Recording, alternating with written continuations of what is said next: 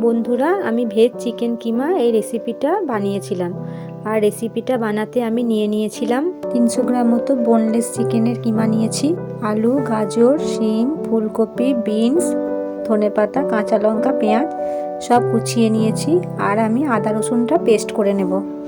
চিকেনটাতে আমি হলুদ গুঁড়ো, নুন, শুকনো লঙ্কার গুঁড়ো, ধনে গুঁড়ো, গরম মশলা গুঁড়ো, কাসুরি মেথি, তেল, সামান্য ভিনিগার, পেঁয়াজটা আর আদা রসুনের পেস্টটা দিয়ে আমি এটা আধ ঘন্টা মতো ম্যারিনেট করে রেখে দেব। সব কিছু দিয়ে ভালো করে মাখিয়ে নিয়ে আমি এটা ওপর থেকে কাঁচা লঙ্কা ছড়িয়ে ম্যারিনেট করে রেখে দেব।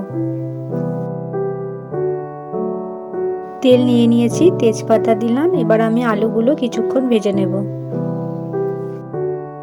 আলুটা নাড়াচাড়া করে নিয়ে আমি বিনসটা দিয়ে দিয়েছি। এটাও খানিকক্ষণ নাড়াচাড়া করার পর গাজরগুলো দিয়ে দিলাম। তারপর আমি ঠিক একই পদ্ধতিতে ফুলকপি, শিম সব কিছু দিয়ে ভালো করে এগুলো ভেজে নেব। সবজিগুলো মোটামুটি আমার ভাজা হয়ে গেছে। এবার আমি পেঁয়াজগুলো দিয়ে আরও কিছুক্ষণ ভালো করে এটাকে ভেজে নেব।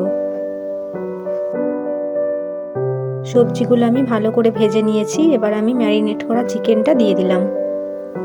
চিকেনটা এবার আমি ভালো করে কষে নেব। চিকেন থেকে জলটা বেরোনোর জন্য এটাকে আমি কিছুক্ষণ ঢাকা দিয়ে রাখবো। চিকেন কষা হয়ে গেছে। এবার আমি পরিমাণ মতো জল দিয়ে দিলাম। চিকেনটা কিছুক্ষণ ফুটে গেলে আমি কেটে রাখা টমেটোগুলো দিয়ে দেব।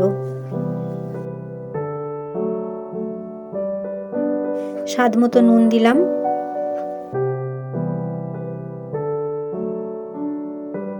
চিকেন, টমেটো সব সেদ্ধ হয়ে গেছে। এবার আমি কাঁচা লঙ্কা দিয়ে ভালো করে নাড়াচাড়া করে নিয়ে এটাকে নামিয়ে নেব। বন্ধুরা, রেডি ভেজ চিকেন কিমা রেসিপি। আর ভিডিওটা শেষ পর্যন্ত দেখার জন্য আপনাদের সকলকে অসংখ্য ধন্যবাদ।